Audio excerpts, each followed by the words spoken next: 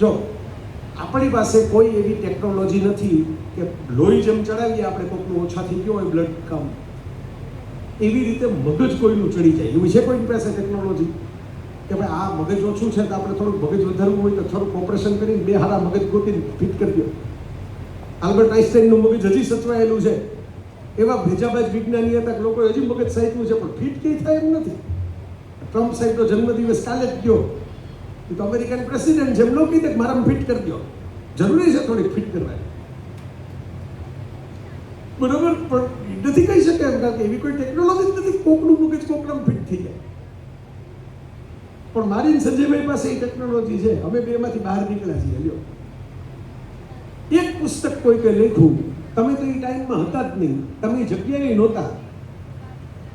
એને 30 વર્ષ જિંદગીના પૂરા થયા પછી એક કિતાબ લખી, એ તમે 3 કલાક તમારી જીવનના ફળવીને વાંચી લીધી એટલે એનું 30 વર્ષનું મગજ છે ને એ આખે આખું તમારામાં ટ્રાન્સફર થઈ ગયું, સીધું ડાઉનલોડ, સરસરા. એટલે આપણને જે બધા મોબાઈલના રવાડે ચડાવે છે ને એ બધા સારા વાચકો છે. માર્ક ઝકરબર્ગ લાઇબ્રેરી એમ કરીને ગૂગલમાં સર્ચ કરજો, એ માર્ક ઝકરબર્ગ જે વોટ્સઅપનો, ઇન્સ્ટાગ્રામનો, ફેસબુકનો ત્રણેયનો માલિક છે. 8000 પુસ્તકોની પર્સનલ લાઇબ્રેરી છે. જે વિન્ડોઝ આપણે લેપટોપ એના વગર કોમ્પ્યુટર ખુલતું નથી, વિન્ડોઝ વગર આપણું મોટા ભાગનું, આપણે ત્યાં એપલ અને વિન્ડોઝ બે જ સિસ્ટમ છે. એ વિન્ડોઝ વાળો બિલ ગેટ્સ છે, એ દર વર્ષે પોતે વાંચેલા 10 પુસ્તકો ફ્રેશ એ જ વર્ષમાં આવેલા અને એની સમરી સાથે એવું નહીં પુસ્તકના નામ આપી દીધા, એ તો કોકે આપી દીધા આસિસ્ટન્ટ. પહેલા લિસ્ટ આપતો લખીને હવે વિડીયો બનાવીને મૂકે છે. જે સ્ટીવ જોબ્સે એપલ બનાવી, દુનિયાની સૌથી મોટી બ્રાન્ડ, જેના ફોન લેવા માટે હજી લોકોને સપના આવતા હોય છે કે આ ફોન એકવાર આવી જાય ને તો જલસો થાય. સંજયભાઈ કહેતા હતા ને બધું ગોઠવાઈ જાય, બધા સામેથી આવી જાય કે આ ફોન આપણા હાથમાં હોય. એ સ્ટીવ જોબ્સ, એ તો ભારતે આવ્યો હતો એક સમય. Very good reader, R for reading, વાંચો, ફ્રી છે. ગૂગલમાં તો આખી જ્ઞાનની પરબ છે. સ્કૂલ અને કોલેજનું એટલું મહત્વ નથી જેટલું તમારી અંદર રહેલા નોલેજનું મહત્વ છે. મિત્રો, આ યાદ રાખજો. કઈ કોલેજમાં ભણ્યા એ લોકો યાદ નહીં કરે, નોલેજ કેવું છે ને એ લોકો યાદ રાખશે. Search for knowledge, R for reading, T for thinking, વાંચો, એના ઉપર વિચાર કરો, એન્ડ આઈ ફોર ઇનોવેશન, એમાંથી નવું શોધવાની ટ્રાય કરો કે નવું શું થઈ શકે. ડી ફોર ડિસિપ્લિન, અનુશાસન. મેં ભલભલા ટેલેન્ટેડ લોકો સંજયભાઈ જોયા છે, મેં જોયા, બહુ જીનિયસ હોય, બ્રેઇનમાં કંઈ કહેવાનું જ ન હોય, ડિસિપ્લિન ઝીરો. કોઈ પણ કામ આપો, મેં ઉત્સાહ આવીને કામ આપ્યા હોય, આવો ટેલેન્ટેડ માણસ, આને કોઈ લખવા નથી દેતું પુસ્તક, પછી આપ્યા પછી ખબર પડે કે હું કામ કોઈ લખવા નહોતું દેતું પુસ્તક. અમે સંજયભાઈ ખબર છે, ગુરુ ઉપરનું પુસ્તક તૈયાર કરવું હતું, મારે જેને આપ્યું તો ગુરુ ઉતરી ગયા, પુસ્તક એનાથી પૂરું જ ન થયું. ગુરુજી 100 વર્ષ હતા, એના શતાબ્દીમાં કરવાનું હતું. શતાબ્દીમાં કરવાના પુસ્તક પછી ગુરુજી 2 વર્ષ જીવ્યા. 100 વર્ષ પછી 102 વર્ષના થયા, પણ લેખકથી પુસ્તક પૂરું ન થયું, જેને સંપાદન કરવાનું હતું ને એનાથી. એટલે મને એમ હતું કે કેટલો ટેલેન્ટેડ માણસ છે એને આપણે આપીએ તો કેટલો બધો ફાયદો થાય. પછી ખબર પડી કે ટેલેન્ટેડ માણસો સાથે ડિસિપ્લિન જોડાયેલી હોવી ફરજિયાત નથી. ડી ફોર ડિસિપ્લિન, અનુશાસન, શિસ્ત. પતંગ ચગાવો છો કે નહીં? ચગાઈમાં કેટલા પતંગ ચગાવે છે? નથી ચગાવતા કોઈ? કઈ ચગાવતી જોવે છે કેટલા? હાલો, ભલે ચગાવતા ન હોય. પતંગ નામના પદાર્થને કોણ જોવે છે? તો ઘણા હાથ ઊંચા થયા.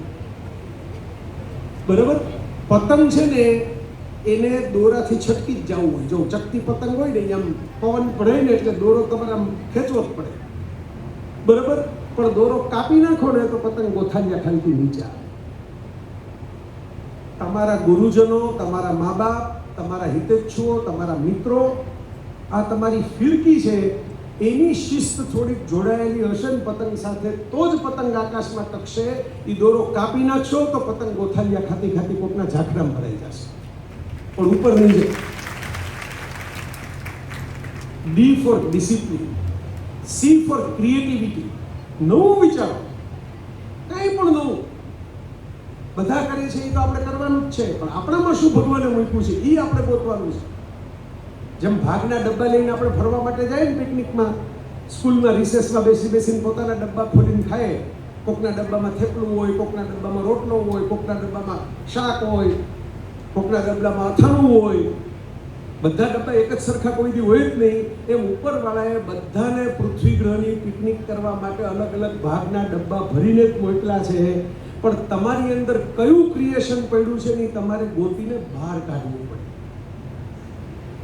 પણ ઓસવાણભાઈ મીર છે, બહુ સારા ગાયક છે.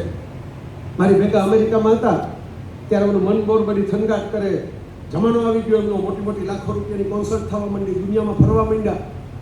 તો મેં એમને એપ્રિશિએટ કરતા, એમના વખાણ કરતા એમને મેં કીધું કે ઓસવાણભાઈ તમારે તો 4 મિનિટના ગીતમાં ચાંદી થઈ ગઈ. ચલો ચલો, દુનિયા આખી બોલાવે, બધે મનબોર બધી થનગાટ કરે ને કોન્સર્ટ થાય. તમને દીકરો આવી ગયો, સરસ ગાય છે.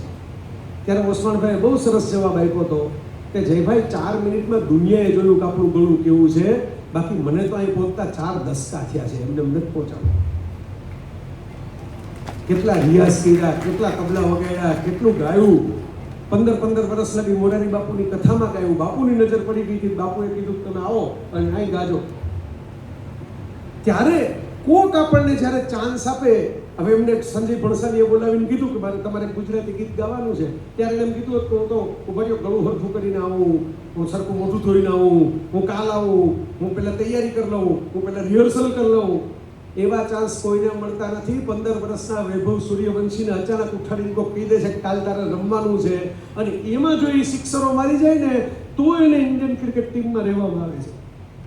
અમારા બેયના બેન કેવા ભાવથી પરિચય આપતા હતા. મેં સંજયભાઈની બાજુમાં ઊભું કીધું, મેં કીધું સૂર્યકુમાર યાદવે વન ડેનો વર્લ્ડ કપ જીતાડી દીધો, પણ રવિ નો સહી ટીમમાંથી કાઢી દીધો. એવું કીધું જોયું તો કે જેને વર્લ્ડ કપ જીતાડી દીધો, વર્લ્ડ કપ વિજેતા કેપ્ટન, એના પછીની સિરીઝમાં ટીમમાં જ નથી. પરફોર્મન્સ કરશો ને મિત્રો તો તમારી જગ્યા વૈભવ સૂર્યવંશીની જેમ 15 વર્ષે થઈ જશે. અને પરફોર્મન્સ નબળું પડશે ને તો હાથમાં કપ લીધેલા કેપ્ટન હશો ને તોય કોઈ ખસેડીને બીજું આવી જશે. આ દુનિયાનો નિયમ છે, આ દુનિયાનો ધારો છે પરફોર્મન્સ. ઓલી જે પંક્તિઓ હું તમને સંભળાવતો હતો ને એનો આગળનો સ્ટાન્ઝા છે. ડીસીપીમાં પી, પરસિસ્ટન્સ. એક વખત હાથમાં લીધું એટલે મૂકવાનું જ નહીં. જો આત્મવિશ્વાસ વધારવો હોય છોડવાનું જ નહીં. ગમે એવું થાય, ગમે એ પરિસ્થિતિ આવે, ન આવડે તો શું, તમને જો અંદરથી ખબર પડી જશે કે આ મારાથી થાય ને આ મારાથી ન થાય. પાયરેટ્સ ઓફ ધ કેરેબિયન નામનું એક પિક્ચર આવ્યું હતું વર્ષો પહેલા. એનો એક પાત્ર હતું કેપ્ટન જેક સ્પેરો, જો કોઈએ જોયું હોય તો. એનો એક નિયમ હતો, એ મન બહુ કામ લાગ્યો, તમને કામ લાગશે, કે માણસે પહેલા સમજી લેવાનું મારાથી શું થાય અને મારાથી શું ન થાય. પછી ન થાય ને એની માથાકૂટ છોડી દેવાની, થાય ને એમાં 100% આપી દેવાની. વાર્તા પૂરી. મોરારી બાપુ આટલા વર્ષોથી રામકથા કરે છે, એ નેશનલ લેવલે ફેમસ છે, ઇન્ટરનેશનલ લેવલે ફેમસ છે. બાબા રામદેવ યોગ શિબિર કરે છે, એ નેશનલ લેવલે ફેમસ છે, એ ઇન્ટરનેશનલ લેવલે ફેમસ છે. બે એકબીજાને ઓળખે છે, મિત્રો છે. બાબાએ પોતાની કથા કરી છે પતંજલિમાં, ત્યાં બાપુ 9 દિવસ રોકાણા છે. બાપુને ત્યાં કથા હોય ત્યારે બાબા પોતે આવ્યા છે, મારી નજર સામે બનેલી ઘટના છે. બે પોતાના રોલ ફેરવી નાખે શું થાય? બાપુ તો હસતા હસતા કહે જ છે કે ભાઈ આપણે આ પોથીને અહીં મૂકીને કરવા સિવાય આપણે બીજો કોઈ યોગ કરતા નથી. અને રામદેવ બાબા કહે છે કે 9 દી લગી કથા સંભળાવી મારું કામ નહીં, હું 5 મિનિટ બોલીને પછી સીધું આસન કરવા પડે. વિચારજો, તમારે સમજી લેવાનું છે કે મારાથી શું થશે અને શું નહીં થાય. હવે કેમ ખબર પડે? તમે મને પૂછશો કે ખબર કેમ પડે? એ કઈ સંજય રાવલને જય વસાવડા માથે હાથ મૂકીને દેખાવા માંડે પિક્ચર?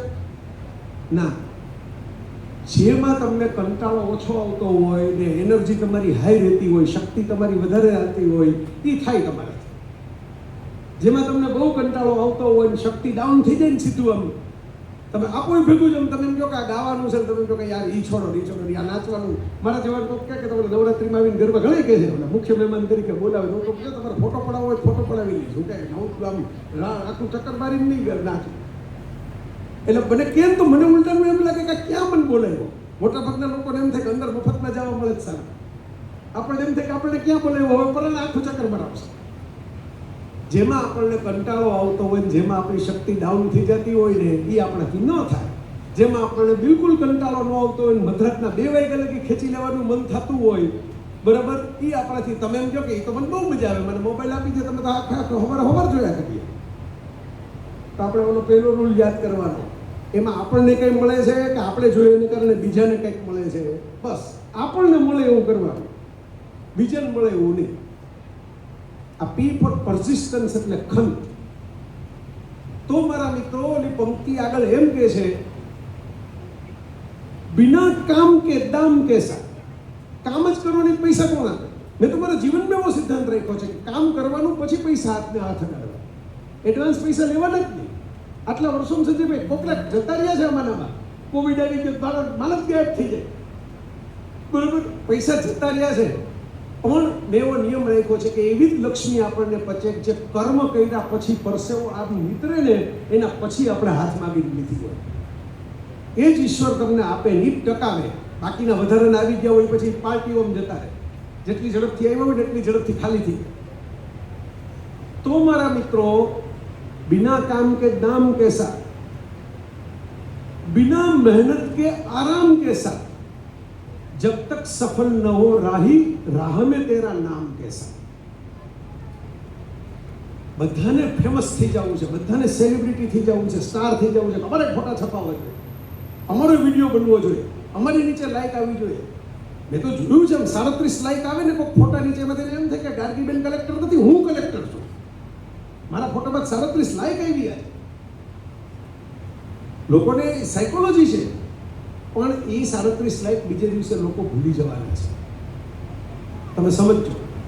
પણ જો તમે કામ એટલું કશું કર્યું હોય તો એ કામ કોઈ દિવસ નિષ્ફળ જવાનું નથી. એટલે મારું એક સૂત્ર છે, મેં ટ્રેડમાર્ક કરેલું હતું એક સમયે, એના પ્રોગ્રામ કરતો જયકારા નામનો. ત્યારે સક્સેસફુલ ઇઝ ઓલવેઝ બ્યુટીફુલ. સફળ હંમેશા સુંદર જ દેખાશે. સુંદર થવા માટે તમારે મેકઅપના ખર્ચા કરવા પડશે, 50 પ્રકારની મહેનત કરવી પડશે, બ્યુટી પાર્લરમાં જવું પડશે, વાળ કપાવવા પડશે, કપડાં મોંઘા મોંઘા લેવા પડશે. પણ એકવાર સફળ થઈ જશો તો તમે આપોઆપ સુંદર જ દેખાવા બનશો. આ થંબ રૂલ છે. કોઈ પણ ક્ષેત્રમાં તમે અધ્યાત્મમાં સફળ હો, તમારા પોસ્ટર બનશે. તમે રાજકારણમાં સફળ હો, તમારા પોસ્ટર બનશે. સફળ હંમેશા સુંદર દેખાશે. બાકી સુંદર દેખાનારા બધા સફળ થાય. ફિલ્મ ઇન્ડસ્ટ્રીમાં એવા 1 ડઝન હીરો, 1 ડઝન હિરોઈન છે કે જે એકદમ સુંદર દેખાય છે, એની એક ફિલ્મ હાલતી નથી. અને આલુ અર્જુન ક્યાં સુંદર દેખાય છે? આ પુષ્પા વાળો જેમ તમે યાદ કરતા હતા, ઝુકેગા નહીં વાળો, કોઈ એંગલથી સુંદર નથી દેખાતો. એને ખબર છે કે હું સુંદર નથી દેખાતો. સફળ છે. સફળ છે તો આપણે હમણાં એમ કહ્યું કે ભાઈ આ 2 જણા જાય ને પછી ઓલો પુષ્પા વાળો આલુ અર્જુન આવવાનો છે ને ઓલો KGF વાળો યશય ભેગો આવવાનો છે. ત્યાં કોઈ જમવા ન જાય. અત્યારે બધાના મનમાં વિચાર આવતા છે કે પૂરું થાય જમવાનું શરૂ થાય, પૂરું થાય જમવાનું શરૂ થાય. પણ હમણાં આ એનાઉન્સમેન્ટ કરું કે આ 2 જણા આવવાના છે ખાસ છોટા ઉદેપુરની મુલાકાતે. બરાબર, બેયને આપણે પડદા ઉપર જોઈએ એમ લાગે 3 દીથી નાયા નથી, 6 દીથી દાઢી કરી નથી. સફળ થશો, સુંદર લાગશો, સ્ત્રીઓ કે પુરુષ. સફળતા મહત્વની છે. સફળતા માટે આત્મવિશ્વાસ મહત્વનો છે. આત્મવિશ્વાસ માટે મહાવરો, પ્રેક્ટિસ મહત્વની છે. અને પ્રેક્ટિસ કરવા માટે તમારે સમય આપવો પડશે, એ મહત્વનું છે. છેલ્લી 5 થી 7 મિનિટની વાત બહુ મહત્વની વાત છે, એટલે છેલ્લે રાખી. તમે બરાબર